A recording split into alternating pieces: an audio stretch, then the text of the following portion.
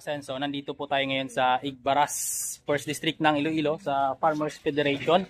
Namimili sila ng mga native chicken sa ating mga kasimanwa o mga kababayan. So ito po yung nabili nila ngayong araw, Wednesday. So ilalagay po nila yan dyan sa loob ng crates. Ayan, tatanungin po natin yung member ng farmers kung magkano ba ang bili nila bawat isa ng native chicken na ito.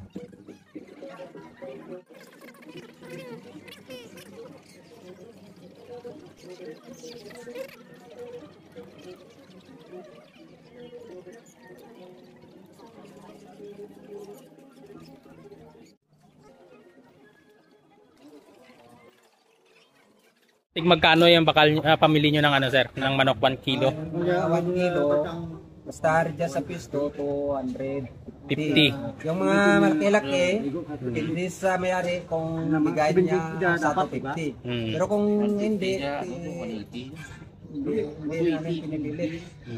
Pero kung minsan, dinadagdagan ko namin kung kaalanganin, hindi kaya ang order. Para saan ba itong mga native chicken na binili nyo? Itong chicken, galing dapat bali anong purpose? Ginawa ng province,